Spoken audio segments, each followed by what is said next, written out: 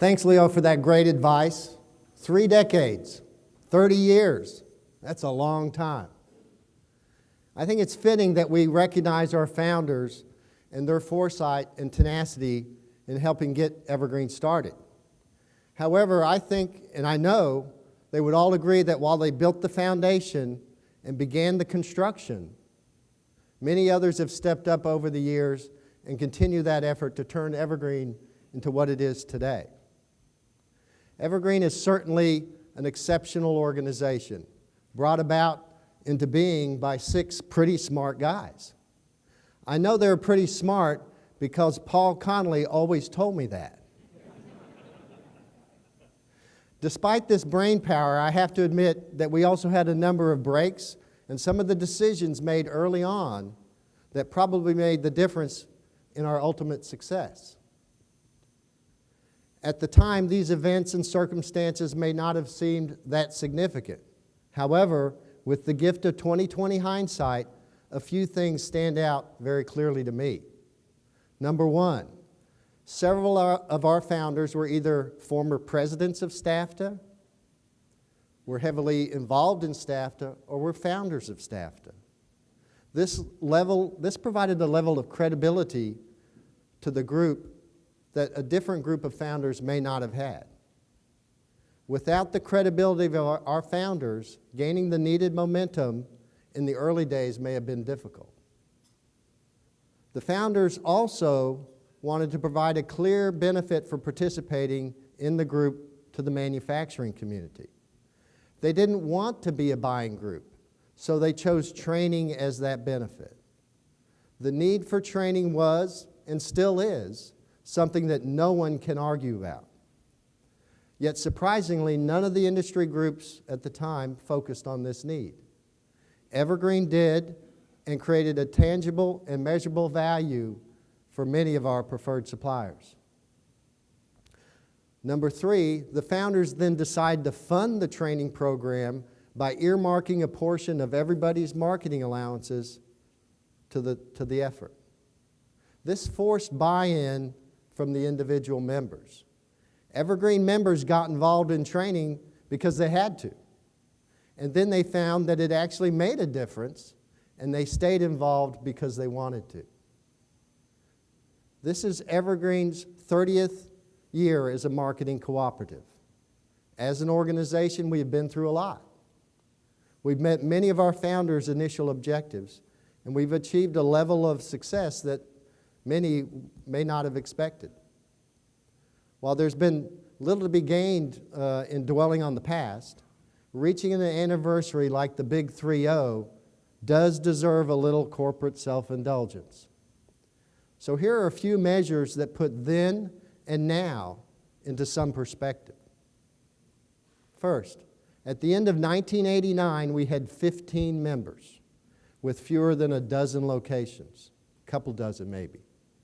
30 years later, we have 59 members with some 350 locations across the U.S. and in Canada. In 1989, we had generated less than $60,000 in marketing allowances. In 2018, we generated nearly 500 times that amount. In our first 6 years as an organization, we held a total of 10 schools of product knowledge, business forums, and workshops, reaching about 400 people. In 2017 and 2018 alone, we conducted 53 different training and development programs, reaching nearly 1,100 people. Of course, in 1989, most people didn't even know what the internet was. In 2018, most of our critical activities are managed on the web, and we have a robust online training effort. In 1989, our founders had the vision of the Evergreen University. Today, we have the only training facility owned by a group of independent distributors in the industry, which will be fully paid off in early 2022. Plus, we will recognize our 386th Evergreen Certified Tool Specialist later today. Back in the early days, our partnership conference started on a Friday and finished on Sundays because the owners could not be away from their businesses too long. Today, that's not an issue. Plus, the suppliers, quite frankly, prefer not to have to participate in another event over a weekend. Now, I could go on and on. We have a lot to be proud of as an organization. It's also clear that we have plenty of challenges facing the membership and the industry as a whole. Some call it the silver tsunami, others the graying of America. But no matter what you call it, it's a trend that's facing every industry, not just ours. This creates the need for a succession plan for many of our member companies. The handoff from one generation to the next can be daunting. However, when I look at the Evergreen membership, I'm encouraged that our members are getting it right. Acme Construction, Acme Tools, California Service Tool, Edge, Fastener Southwestern Supply, Lincoln Contractor Supply, McQuaid and Bannigan, Phillips Brothers, Pro Tool, Ram Tool, Nefco, Whitehead, and many others have all made the transition in recent years or in the midst of doing it now. And in many cases, these new company leaders have also stepped up to serve on the Evergreen board, on committees, or on task forces. We have an awesome bench. Another consequence of a graying ownership is industry consolidation. As current ownership starts to look for an exit plan, the option to sell the company is always out there. So far, Evergreen as a group has benefited from consolidation. Our members, for the most part, have been the buyers of companies both inside and outside the group. So, while we've lost members to consolidation, we have retained or increased our market share in key markets across the country. We encourage members who are thinking about selling to consider other members as buyers. It's good for everyone. So my job today, this morning, is to share with you the state of Evergreen. So let me quickly run through some of the significant measurements for the last year. Revenues were up 12% last year, resulting in our eighth straight record year. 8 straight record years.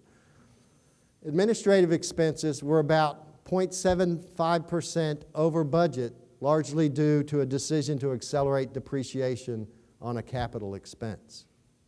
One new member came aboard during calendar 2018. 2 members sold to existing members and remain in the group as branch locations. 2 members were purchased and are no longer part of the group. In addition, Evergreen members purchased 6 non-members, bringing them in as branches as well. We held 26 schools, workshops, and business forums serving 579 participants. Our Evergreen University, powered by Blue Volt, contains 468 training modules from 46 preferred suppliers. Evergreen members completed a total of 39,483 courses on Blue Volt in 2018. Members and preferred suppliers saved more than $180,000 in administrative costs by using programs provided by Savings for Members. These programs include credit card processing, fuel cards, payroll services, and more. Finally, we've made strong progress with our LBMX initiative, which I discussed at great length last year. More than half of our preferred suppliers are already on board or in the queue for implementation. Since we went live in November 19th of last year, we have successfully processed more than 41,000 invoices through the system. In addition, we've recently surveyed members regarding their views about receiving their invoices electronically through the LBMX Document Center. 83% of the respondents to that survey wished more preferred suppliers would get on board. 100% of the survey respondents agreed or strongly agreed that their document center was easy to use and nearly 70% of the users said it was an improvement over the way they previously handled their invoices. We're going to continue to press forward with this initiative. If you're a preferred supplier that does business with virtually any of the big boxes, chances are you're doing EDI with them. So I encourage you to make it a priority to support our effort as well. If you are not able to transmit invoice data electronically, LBMX has developed the technology to read system-generated PDF invoices. Talk to them again to see if this will work for you. We're really excited about the LBMX initiative because it should eliminate work, improve accuracy, and provide us more real-time data. We're also seeing some members beginning to take that step toward full EDI, which is good for everyone.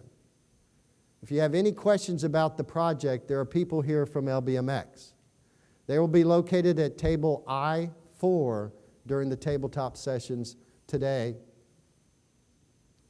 I'll be also available at table J4 between meetings if you have additional questions.